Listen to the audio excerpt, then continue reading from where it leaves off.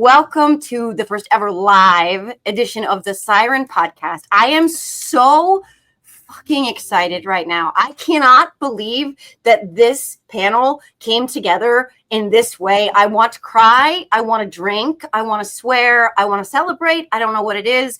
I'm just going to start with who's to the right on my screen. Heather Cox Richardson is here. Dana Goldberg is here. Dr. Allison Gill is here. Leigh McGowan is here. I'm Joe Carducci, and I have chills right now. Thank you all so much. I always try and remember that there isn't one Trump entity. Right. You know, MAGA was always a bunch of different groups nailed together. And, you know, we do have the absolute sadists who are just, you know, the ones running the Department of Homeland Security social media account, for example, which is just vile. It's just vile. And we do have people, obviously, who are enjoying that role.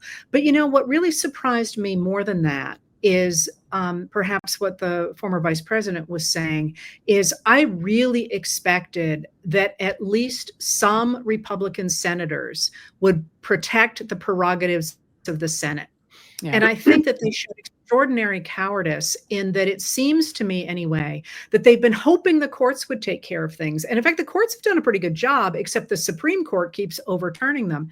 And I'm going to be really interested in what happens when we go back in September, when it is no longer possible, I think, for the Republicans who are not MAGA in the Senate and even the ones who are in the House of Representatives to pretend like this is all going to go away.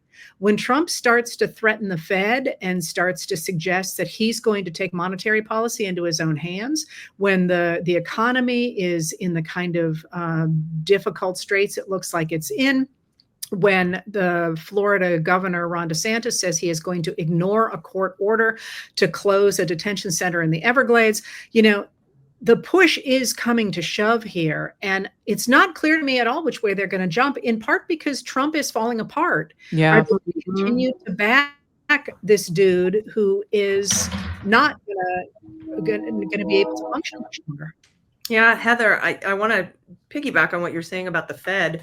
We know that on the emergency docket, this particular Supreme Court, the conservative majority, in the Gwen Wilcox, Kathy Harris, National Labor Relations Board, Merit Systems Protection Board case, said Humphrey's executor is done. The president's allowed to fire whatever member of multi-member boards that they want, except the Fed. The Fed is special. The Fed is different. And it's not. But I feel like what they're doing to us is moving everything so far to one side that when it comes back a little bit and said, no, you can't, he can't do this to the Fed, but he can do it to the FTC and the NLRB, that we're supposed to be happy about that. Do you know what I mean? Maybe. I mean, the one of the things we started out by saying is that things look worse than we expected them to. I'm not sure about that. I was really very, very concerned much earlier than perhaps I let on. But one of the things that's happened is people are feeling the heavy hand of a man who increasingly looks mentally incapacitated. And they're not liking what they're seeing. His numbers are completely underwater. And now they're obviously trying to argue that we need a dictator to take care of the crime that he is inventing in his own head. And, you know, I was thinking about this before we did this. I was actually out on the water and I thought, you know, I hate that expression that sometimes people have to touch the stove, but it feels a little bit like America has touched the stove. And the number of times you read people saying, oh, I had no idea he was going to cut Medicaid. I had no idea we were going to lose pieces of Medicare. I had no idea that the tariffs were going to send prices up. And the resistance to that might be better, I think, going forward than we thought it would be. Which is why they're trying to gerrymander states. Absolutely. Yeah.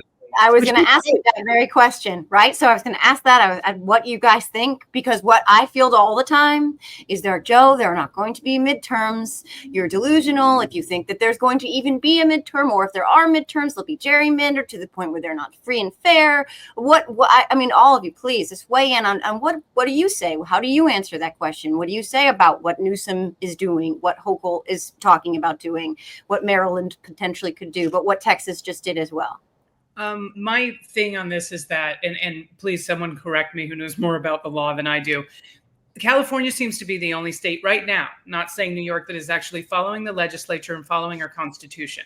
They're following the law. A lot of other states, like Texas, did not leave it up to the voters. They took power, they grabbed power, and so there are lawsuits happening that they are going to lose. It'll be really interesting to see if all of these red states that are not putting it up to a vote end up getting blocked, and the blue state, like California, who actually followed the chain of command, that it's allowed to go through. I'm going to be really interested to see what happens. Yeah, maybe. I think it's going to be an all or none situation, and it may be none, but that'll be interesting to square with the gutting of the Voting Rights Act that they've been participating in since 2013. Yeah. But as a Californian, I'm all for my whole life. Ever since what happened to me in the military happened to me, the military sexual trauma, every time I punched back, people were like, "You're out of line," not the person who attacked me. And that's what I feel like the Texas-California fight is. Texas is assaulting voting rights. California is punching back. That is self-defense. I get so angry, and I have, because of this in my PTSD, I have this like super developed sense of justice or lack thereof where it doesn't exist. But like, if I'm not allowed to kick my rapist in the nuts, then what the hell are we even doing? And so that's kind of how I feel about this gerrymandering. I know that's like a weird connection, but I think the whole country is going through sort of a social trauma right now. And I think that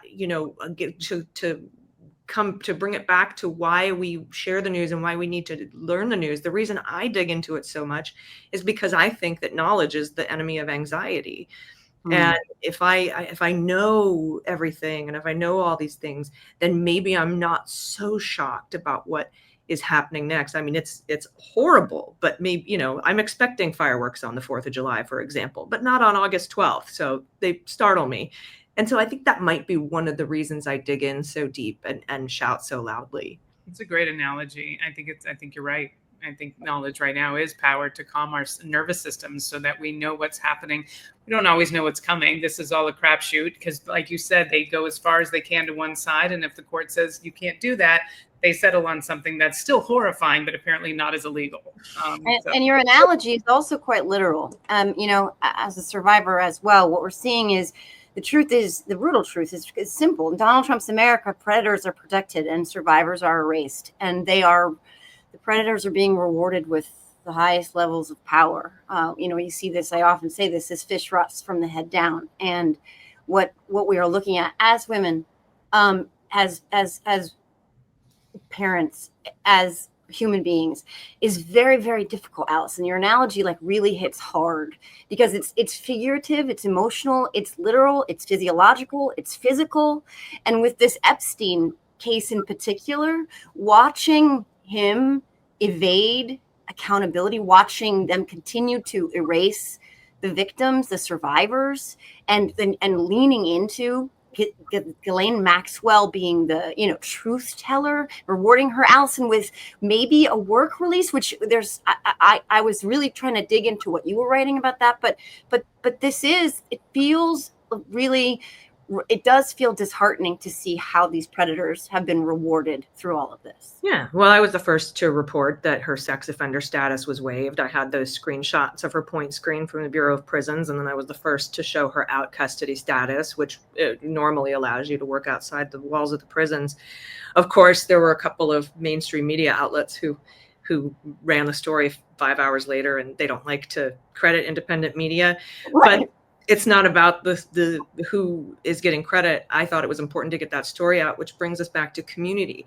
My sources aren't high-level Trump administration officials that I'm trying to maintain access to. My sources are the frontline people working in the federal government or who have worked in the federal government that want to push back on what's happening to their institutions and their organizations. And those patriots are the ones who trust us as independent journalists with the information, who want to get it out there but can't because of potential retribution. And I think that community is a very, very strong community. And that's why I always continue to tell their stories. I will also say something that resonated with me. Obviously, Allison, your story is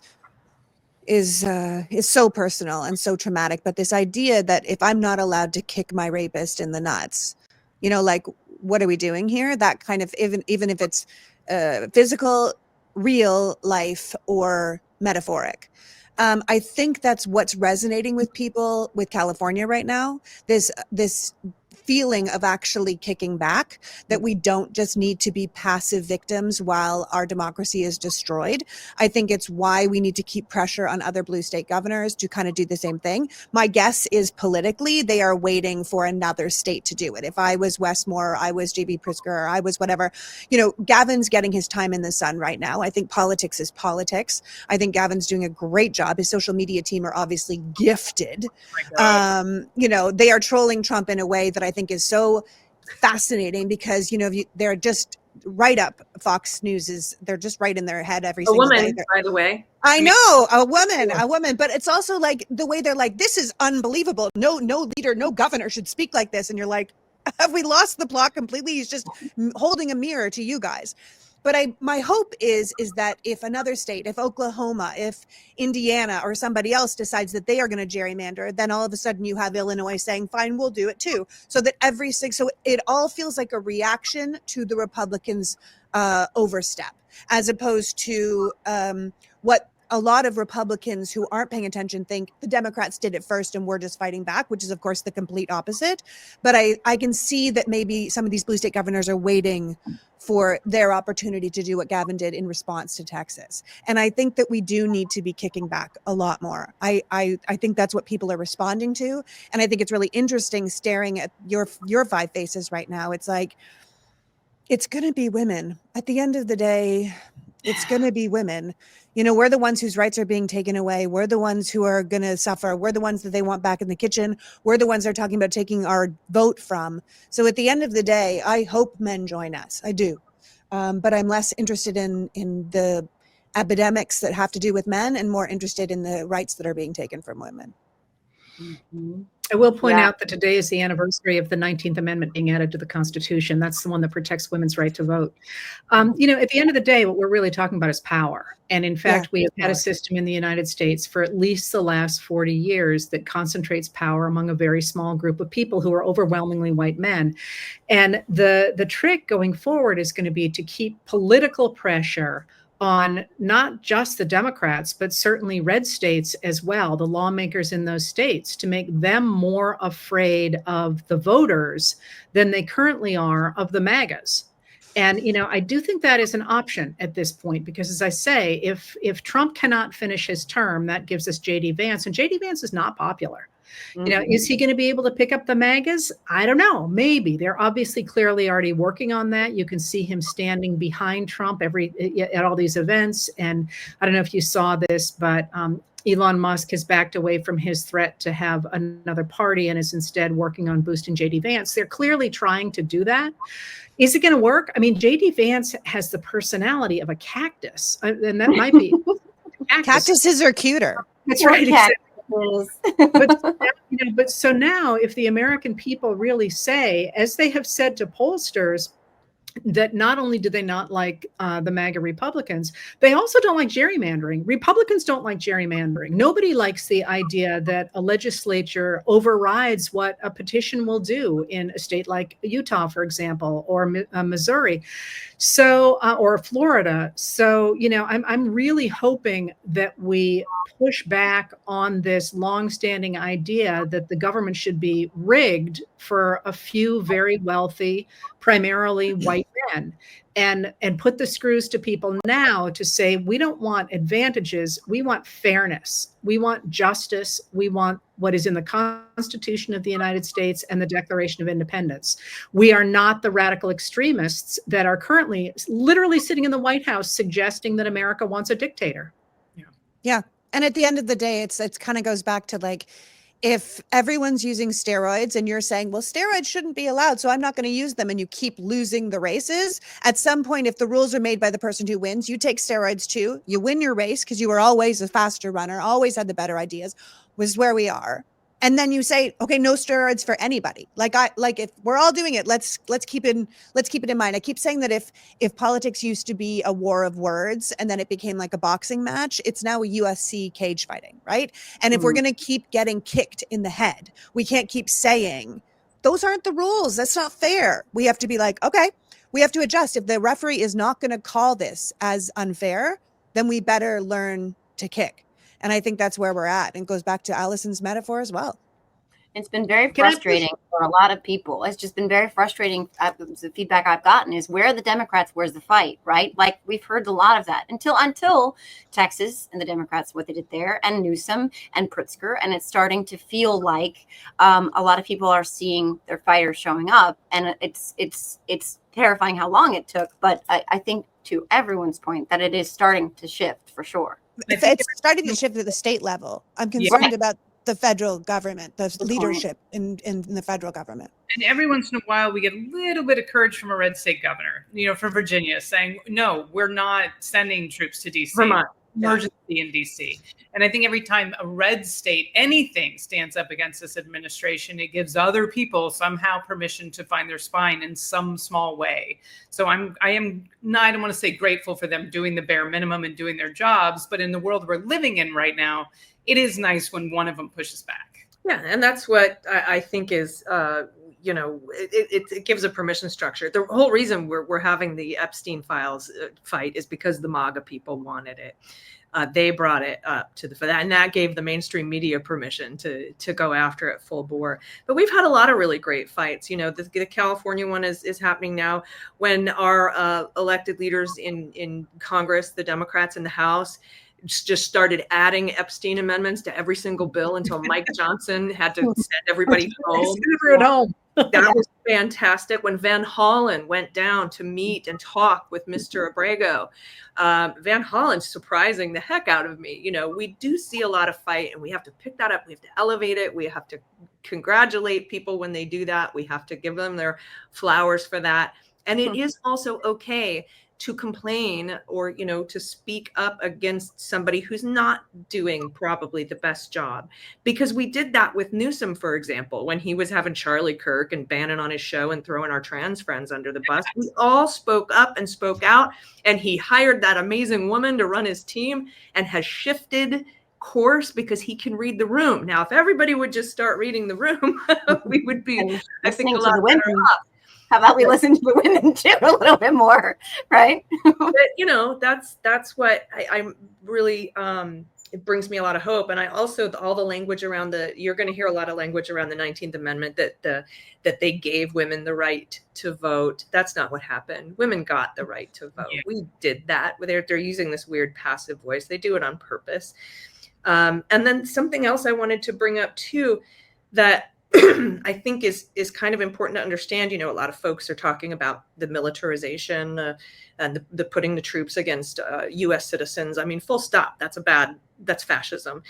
A lot of folks are saying that that there are people who were pardoned from January 6th that are joining ICE or being recruited by ICE. And I just want to make the point that you don't have to have been at the Capitol on January 6th to be an awful, horrible human being. There are plenty of terrible, sadist, bigoted jerks they've been recruiting those type of people in our police forces for a very long time. It's not new. And so I would encourage anybody listening to not be so concerned about whether that person just happened to be there on January 6th or not.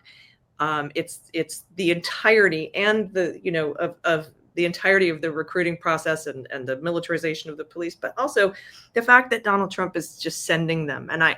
And you can't just resign from the National Guard, for example. A lot of these folks are people with families and jobs, that are now being taken away from their families and put on the streets of DC. And so while I'm totally 100% down with Sandwich Guy, I love that guy.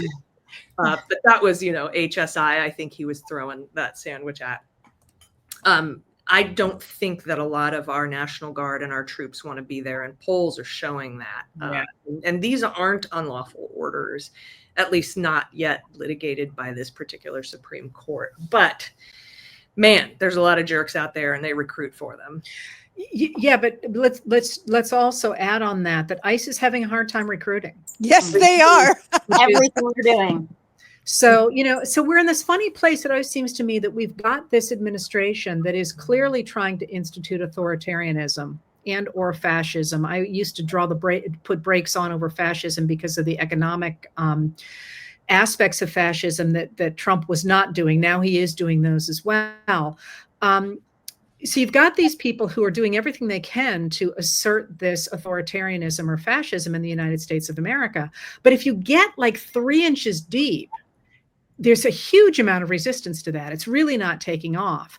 And so the trick is to hold both of those things in your head and recognize that you got to push behind the latter to resist the former, but not to be discouraged by just looking at, Trump saying, yeah, people want a dictator, because they clearly don't, or they wouldn't need to be having these huge bonuses for ICE or trying to cannibalize the civil workers in the Department of Defense or whatever they're trying to do to build those numbers, extend the age limits for being an ICE agent. So we're in this funny time where you have to hold two completely contradictory things in your head at the same time.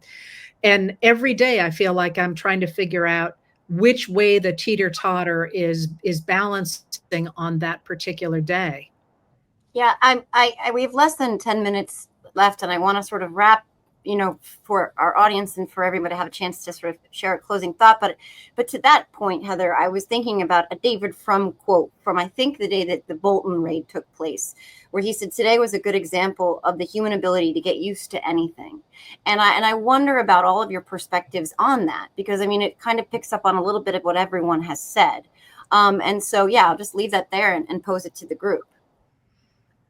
I don't want to get used to this. Sorry. I don't want to get used to everything. I want to be a person that still feels pain when there are injustices happening in this country. I think Glennon Doyle said something on a podcast of basically like those of us that are having the hardest time or the saddest time or the most angry time, there's a spot from where things are to where we'd like for them to be. And as that gap gets bigger, the pain is there.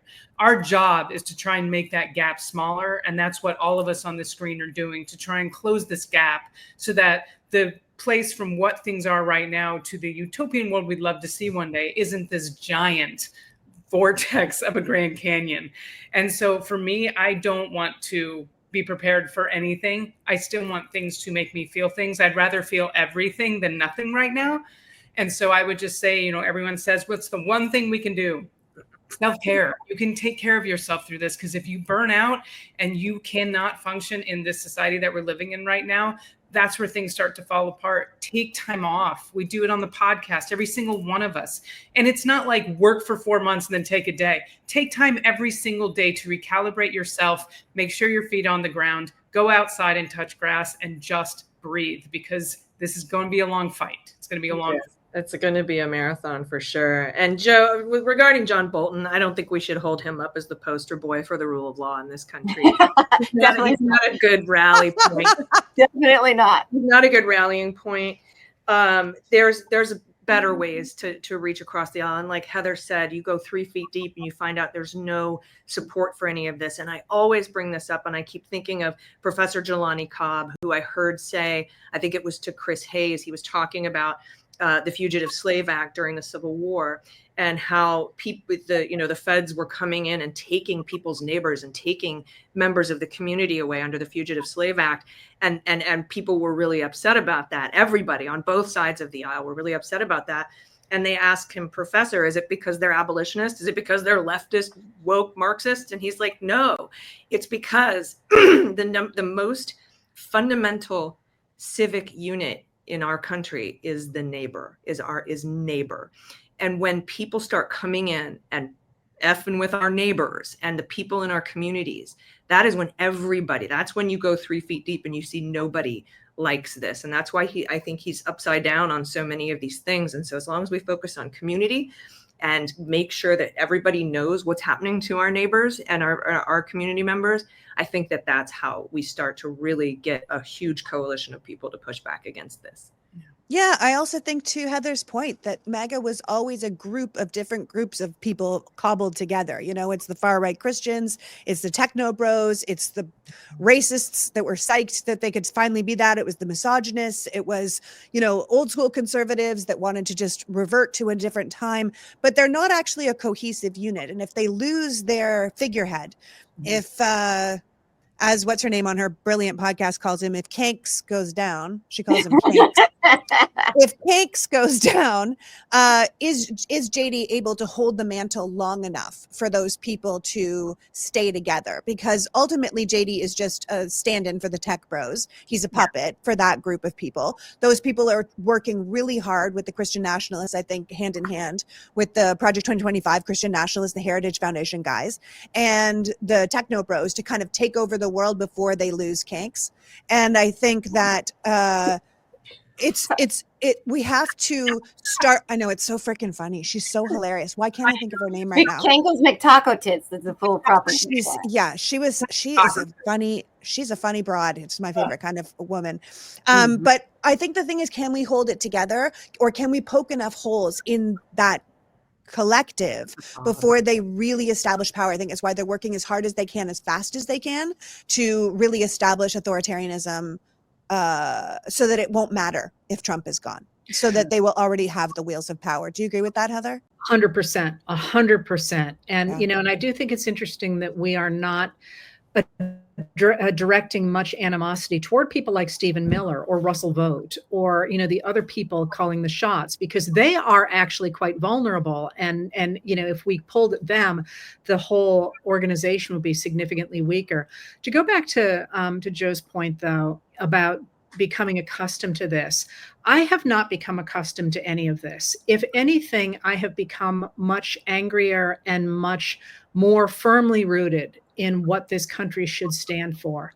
And I am much more inclined to have zero patience with those people who are entertaining any of this at all, and to know with absolute certainty that people like us are standing on the right side of humanity, but also on the right side of history, makes me feel like we are stronger than ever, no matter what happens going forward. They will write history books about this period, and I sure would prefer to be on this side of the ledger than on the one with Stephen Miller. Well said. That is an absolutely perfect way to end this conversation, one I hope is part of an ongoing, never-ending conversation, because to Dana's original point, this has filled my cup. I'll use those words, they're mine, but this has filled my cup and made me feel, for the first time in a long time, I'm an ugly crier because I'm an ugly crier, like I'm okay. I'm going to be okay. So don't ugly cry, as my son calls me. He got his braces off today. Sorry. Thank you. Ugly cry. Do it. It's beautiful. I gotta say, like, guys, this really feels like meeting the moment in a way I haven't felt throughout all of this. Sorry. No, Joe, this is a very lonely time for anyone paying attention. Yes. It's a very lonely time, and it's a demoralizing time, because the cruelty is overwhelming, and you can't believe that it's not just being stopped. You can't believe that every institution that you counted on and that you believed in hasn't stopped this already. And it starts to make you feel like you're helpless and alone. And it's nice sometimes to know that you are not alone, even if you're feeling helpless. Yeah. And that's what all of you. Sorry, Dina. There's no such thing as an ugly crier. Anyone who's crying is beautiful. It's the people that don't have the capacity. Those are the ones that freak me out. Yeah, like Stephen sleeps in a coffin with ice patients in their blankets. Yeah. Thank you. Please, I would love to do this again. You have no idea how much this has meant. And sorry about the audio in the beginning, friends. I can't explain it. It was a weird YouTube glitch or something. Heather Cox Richardson, Dana Goldberg, Allison Gill, Leigh McGowan. This has been the Siren Podcast. I am blessed and honored to have been joined by all of you. And boy, we're going to be posting clips and posting full episode of this. Thank you, everyone who's joined and was patient with the audio. Thank you so much, everyone. Truly, thank you. You're incredible. Thank you, everybody. Bye, team.